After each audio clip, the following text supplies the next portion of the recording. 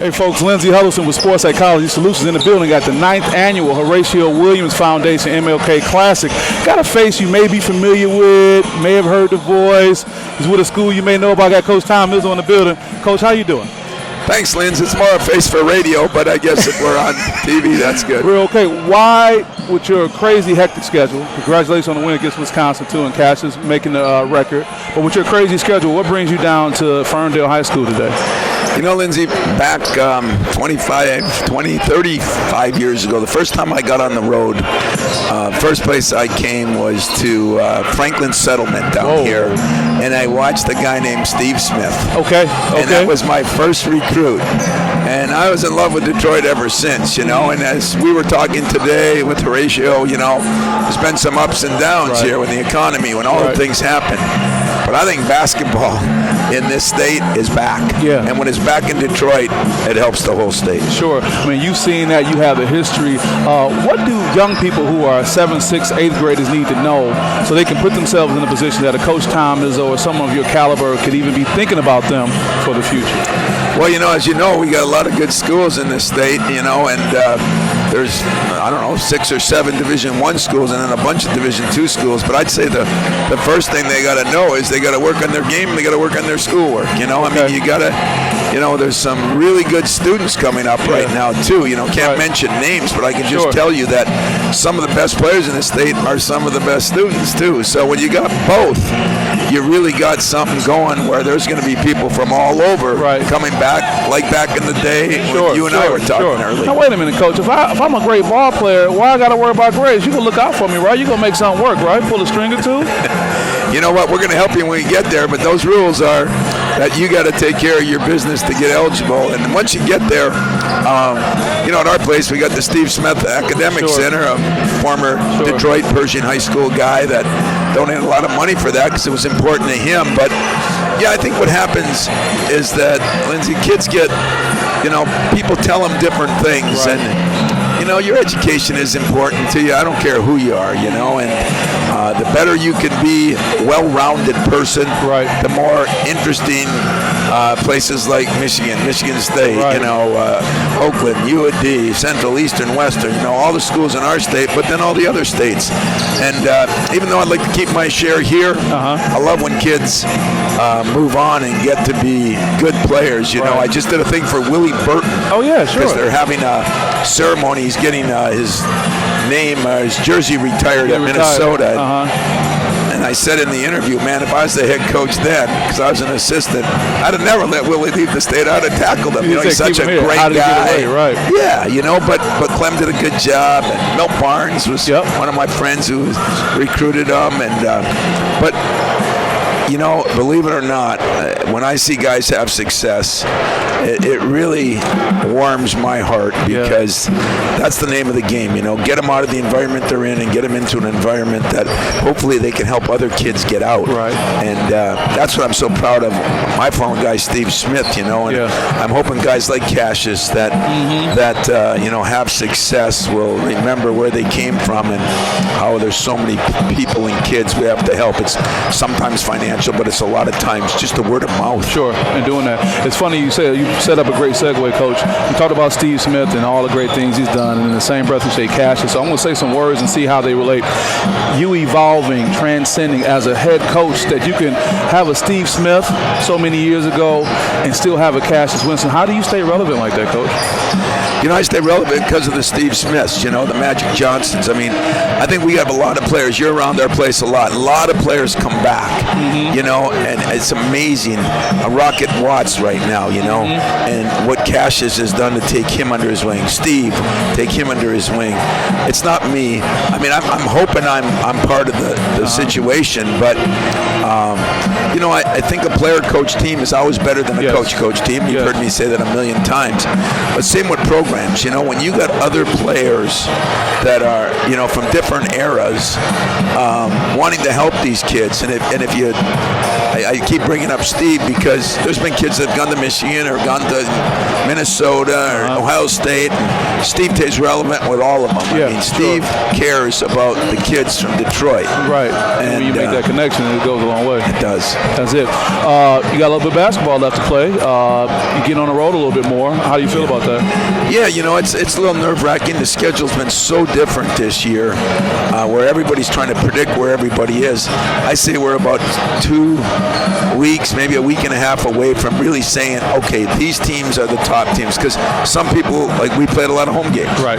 Some other people played a lot of road games, and some are in between. Right. And as you've learned this year, it's the difference between home and a road. So we go on the road twice this week. We go to Indiana and then to Minnesota. Right. And I call it separation week. If you can win some of those games, you start to move one way. If not, it becomes right now we've got a lot of teams 3-3, 4-3, 3-4. Nobody's separated themselves. Right. So you're telling me we're going to stop seeing all these extremes. We're seeing number 11s being number 3s. I mean, have you seen that before? Is this a new thing that's going on? I think it's a new thing, and I think part of the reason is, kids leaving early, and there's getting to be more kids leaving early is one. And I think the transfer thing is a good and a bad. I mean, it's a problem because when kids are transferring, you don't have as much depth. Like us, we've had 2 major injuries now in Langford, and now Kyle Arns has been out. But so you're not going to be as good, and nobody has as much depth because kids don't want to. There's no process anymore. Everybody wants instant. And then when they do transfer, like you see in a couple of good Big Ten schools, the transfer was starting at the beginning of the year, and now he's hardly playing, because he doesn't know the system. He doesn't know how to deal with things. So I think the transfer thing and this ability to just move, there's times it's good, but I think it's teaching kids to going gets tough. Get out of Dodge. How does that help you with your value system when you have this transfer aspect coming in? How do you balance that?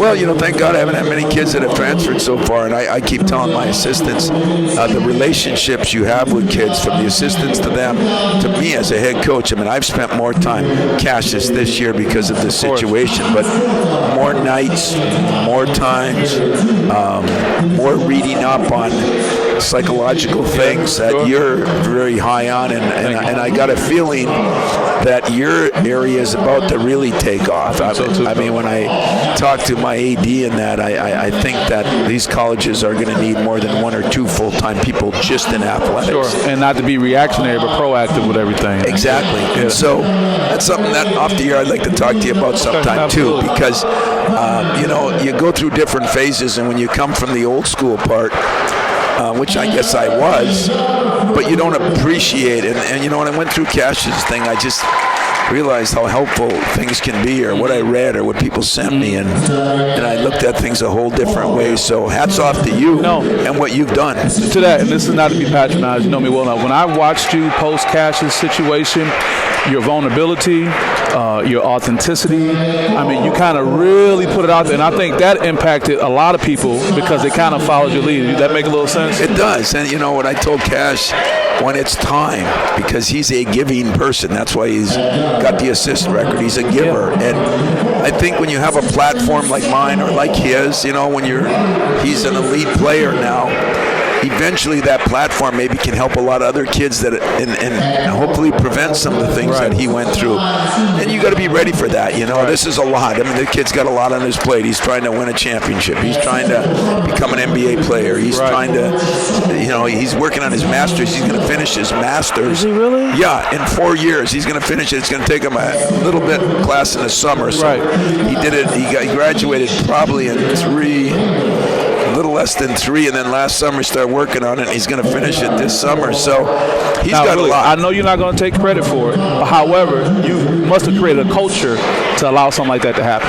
Well, I created a culture, I think, because we do push it. We just came off the highest academic semester in my 25 years. But I will tell you this.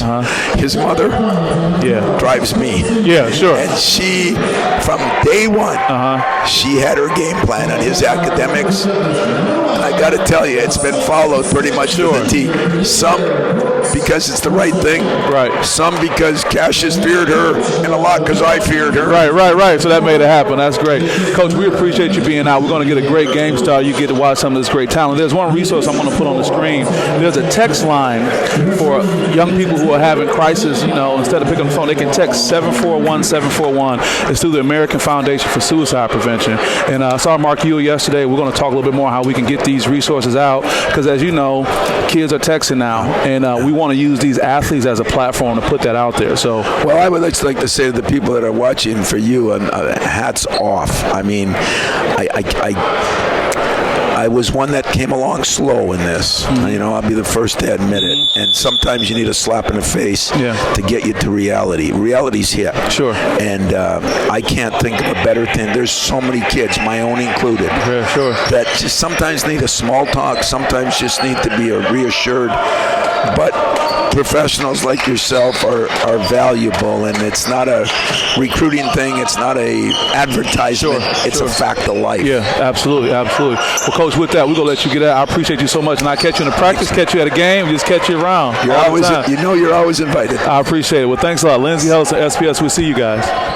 That's right, folks. Lindsey Huddleston with SPS back in the building on Southwest Side Detroit. How do you hit a free throw? How do you finish strong? That's important. But the other part of the spectrum is